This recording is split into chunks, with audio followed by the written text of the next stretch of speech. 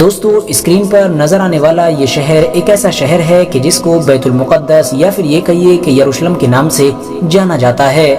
اس شہر کی گنتی ہماری دنیا کے سب سے پرانے شہروں کے ساتھ بھی کی جاتی ہے۔ اس شہر کے بارے میں اگر یہ دعویٰ کیا جائے کہ ہماری دنیا کے پورے اتہاس میں ابھی تک سب سے زیادہ انسانوں کی جانیں اسی شہر کے لیے گئی ہیں تو یہ دعویٰ کرنا بالکل غلط نہیں ہوگا، کیونکہ یہ بات کرسٹل کلیئر ہے کہ جتنی زیادہ جنگیں اس شہر کو حاصل کرنے کے لیے لڑی گئی ہیں شاید ہی اتہاس میں اتنی زیادہ جنگیں کسی اور شہر کے لیے لڑی گئی ہوں۔ دوستو اس شہر کے بارے میں یہ بھی کہا جاتا ہے کہ اس شہر کا ذرہ ذرہ پوتر یعنی مقدس ہے۔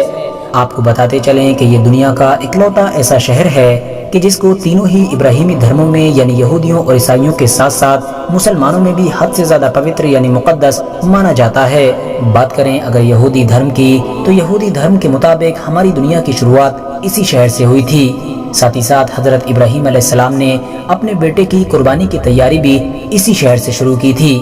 اتنا ہی نہیں، اسی شہر میں ہی وہ دیوار بھی موجود ہے کہ جس کو یہودی دھرم میں سب سے زیادہ پوتر جگہ مانا جاتا ہے۔ یہ وہی دیوار ہے کہ جس کو ویسٹرن وال یا دیوار گریا کے نام سے بھی جانا جاتا ہے۔ آپ کو بتاتے چلیں کہ یہ دیوار اسی ہیکل سلیمانی کا بچا ہوا باقی حصہ ہے کہ جس کو ہزاروں سال پہلے حضرت سلیمان علیہ السلام کی طرف سے بنوایا گیا تھا۔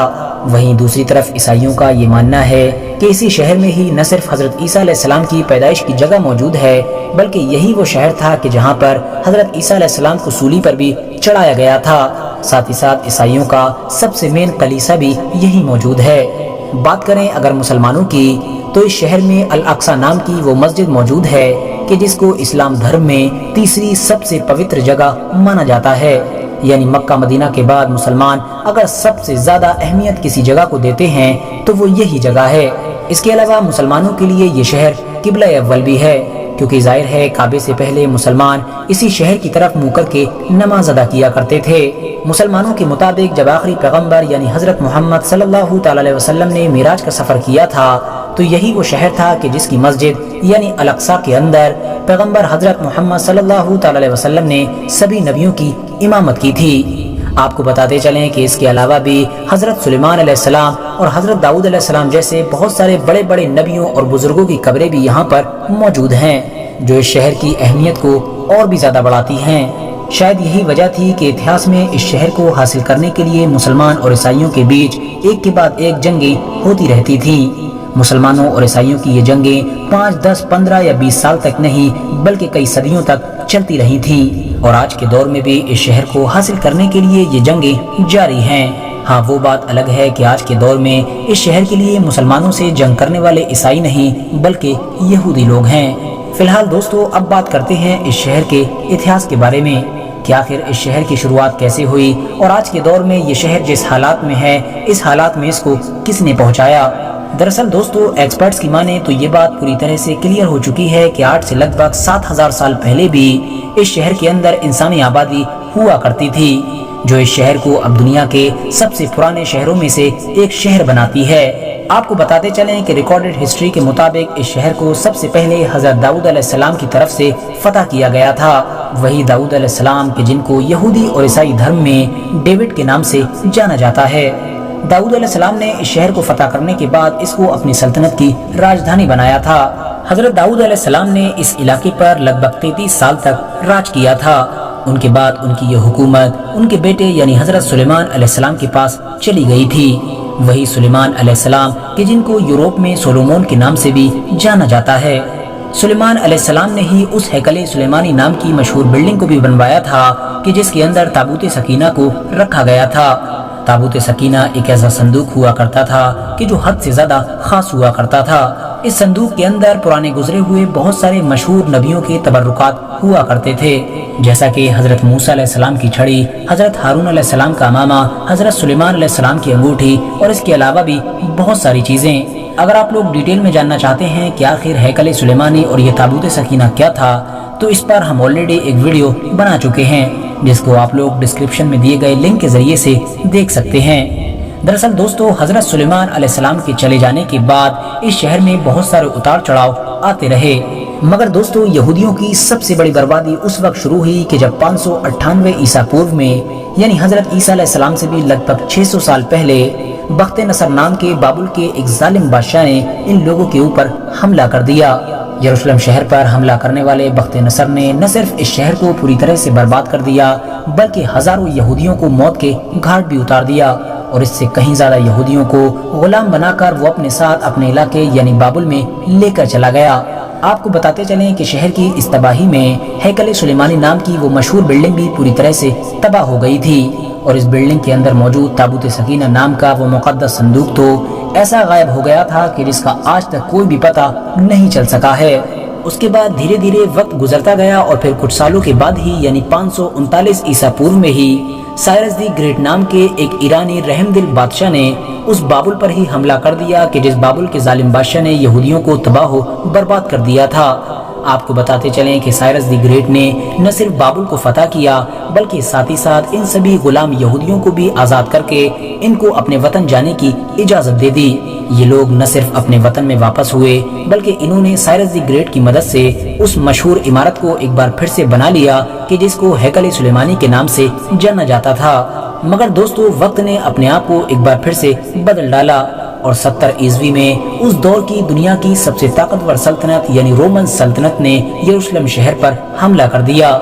رومن شہنشاہ یعنی ٹائٹس جب اس شہر میں داخل ہوا تو اس کی فوج نے اس پورے شہر میں آگ لگا دی، ساتھ ہی ساتھ ہیکل سلیمانی نام کی اس بلڈنگ کو بھی پوری طرح سے برباد کر دیا۔ آپ کو بتاتے چلیں کہ جیسے جیسے وقت گزرتا گیا ویسے ویسے یہودیوں کا رومن امپائر کے انڈر میں رہنا اور بھی زیادہ مشکل ہوتا گیا۔ 135 عیسوی میں جب یہودیوں نے رومی سلطنت کے خلاف بغاوت کرنے کی کوشش کی تو رومی فوج نے بغاوت کے جرم میں اس پورے شہر پر ہل چلا کر اس کو پوری طرح سے ویران کر دیا۔ شہر میں رہنے والے ایک ایک یہودی کو بازار میں لے جا کر غلام بنا کر بیچ دیا گیا۔ اتنا ہی نہیں، یہودیوں سے حد سے زیادہ نفرت کی وجہ سے رومی لوگوں نے اب اس خاص جگہ پر کوڑا اور گندگی ڈالنا شروع کر دی کہ جہاں پر کسی دور میں ہیکل سلیمانی ہوا کرتا تھا، یعنی یہودیوں کی سب سے پوتر جگہ۔ آپ کو بتاتے چلیں کہ اس مشہور شہر کی یہ ویرانگی 100 یا 200 سالوں کے لیے نہیں بلکہ کئی صدیوں تک باقی رہی تھی، اور آخرکار 638 عیسوی میں مسلمانوں کے دوسرے خلیفہ یعنی حضرت عمر نے اس شہر کو رومن امپائر سے فتح کر لیا تھا۔ آپ کو بتاتے چلیں کہ اس کے بعد لگاتار ایک لمبے وقت تک یہ شہر مسلمانوں کے ہی انڈر میں رہا تھا، مگر شروع سے ہی عیسائی فوجیں بھی اس شہر کو حاصل کرنے کی کوششیں کرتی رہتی تھیں۔ لاکھ کوششوں کے باوجود بھی عیسائی فوجیں مسلمانوں سے اس کو دوبارہ حاصل نہیں کر پائی تھیں، مگر پھر بعد میں جب مسلمانوں کی اندرونی لڑائیوں کی وجہ سے ہی مسلمانوں کی خلافت یعنی خلافت عباسیہ کمزور پڑ گئی تھی تو 1099 میں عیسائی فوج یروشلم شہر کو ایک بار پھر سے حاصل کرنے میں کامیاب ہو گئی تھی، مگر اس شہر کو ابھی عیسائیوں کے کنٹرول میں گئے ہوئے چند سال ہی گزر پائے تھے کہ مسلم دنیا میں ایک نیا نام ابھر کر آ گیا تھا، اور یہ نام تھا صلاح الدین ایوبی۔ وہی صلاح الدین ایوبی کہ جس نے بچپن سے ہی اس بات کی قسم کھا رکھی تھی کہ وہ ہر حال میں عیسائیوں سے اس شہر کو دوبارہ حاصل کر کے رہے گا۔ یہی وجہ ہے کہ صلاح الدین ایوبی نے شروع سے ہی اس شہر کو حاصل کرنے کی کوششیں شروع کر دی تھیں، اور آخرکار 1187 میں یعنی 100 سال سے پہلے ہی ایک بار پھر سے یہ شہر مسلمانوں کے انڈر میں آ گیا تھا، یعنی صلاح الدین ایوبی نے اس شہر کو فتح کر لیا تھا۔ اس کے بعد بھی اس شہر کو حاصل کرنے کے لیے عیسائیوں اور مسلمانوں کے بیچ کئی جنگیں لڑی گئیں، مگر لاکھ کوششوں کے باوجود بھی عیسائی لوگ دوبارہ اس شہر کو مسلمانوں سے نہیں چھین سکے، اور اگلے لگ بھگ 600 سے 700 سال تک لگاتار یہ شہر مسلمانوں کے ہی انڈر میں رہا۔ آپ کو بتاتے چلیں کہ 1517 میں اس شہر کو سلطنت عثمانیہ کے طاقتور سلطانوں میں سے ایک سلطان یعنی سلیم اول نے فتح کر کے اپنی سلطنت میں ملا لیا تھا، اور پھر 1517 سے لے کر 1917 تک یہ شہر سلطنت عثمانیہ کا حصہ رہا تھا۔ اس پورے دور میں سلطنت عثمانیہ نے اس شہر کو بڑی تیزی کے ساتھ ڈیولپ کیا تھا۔ اس شہر کے ارد گرد دیواریں بنوائیں، روڈ ڈلوائے، ڈاک کا نظام قائم کیا۔ اس کے علاوہ 1892 میں ریلوے لائن بھی بچھوا دی گئی تھی۔ ویسے تو سلطنت عثمانیہ کے دور میں ہی یہودیوں نے یہاں پر آ کر اپنی ایک الگ ریاست بنانے کی پلاننگ شروع کر دی تھی، مگر سلطنت عثمانیہ کے آخری سلطان کہ جن کو عبد الحمید ثانی کے نام سے جانا جاتا ہے وہ اس چیز کو بڑی اچھی طرح سے سمجھ گئے تھے، اسی لیے ان کے دور میں یہودی لاکھ کوششوں کے باوجود بھی اپنے مقصد میں کامیاب نہ ہو پائے تھے، اور انہوں نے ان سبھی سازشوں کا بڑی ہوشیاری کے ساتھ مقابلہ کیا تھا۔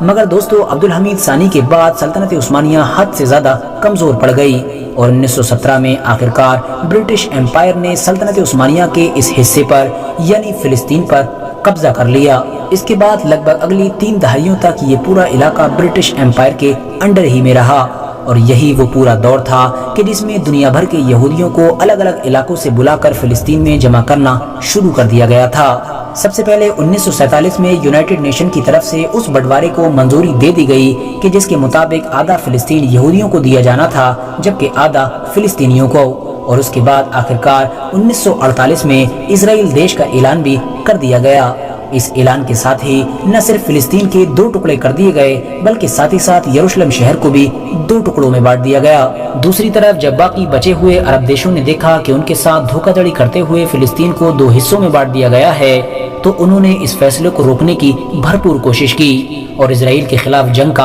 اعلان کر دیا، مگر ظاہر ہے اسرائیل کے ساتھ یورپین مدد ہونے کی وجہ سے عرب دیش اس جنگ کو جیت نہ سکے، اور وہیں دوسری طرف اسرائیل نے 1967 کی جنگ میں باقی بچے ہوئے یروشلم کے دوسرے حصے پر بھی قبضہ کر لیا۔ آپ کو بتاتے چلیں کہ 1947 میں یونائٹڈ نیشن کی طرف سے کیے گئے بٹوارے کی وجہ سے آج بھی دنیا کے لگ بھگ سبھی دیش اسرائیل کے پورے یروشلم شہر پر قبضے کو غلط مانتے ہیں، مگر اس کے باوجود بھی اسرائیل دیش نے نہ صرف پورے یروشلم کو اپنے کنٹرول میں لے رکھا ہے بلکہ فلسطین کے بھی زیادہ تر حصے پر قبضہ کر چکا ہے۔ فی الحال دوستو آج کی اپنی ویڈیو کو ہم یہیں پر ختم کرتے ہیں۔ ویڈیو پسند آنے پر نہ صرف ویڈیو کو لائک کریں بلکہ اپنے فرینڈز کے ساتھ بھی ضرور شیئر کریں، اور اسی طرح کی نالجیبل اور ہسٹوریکل ویڈیوز ہمیشہ دیکھنے کے لیے ہمارے اس چینل کو سبسکرائب کر کے ساتھ ہی میں بیل آئیکن کو بھی پریس کر دیں۔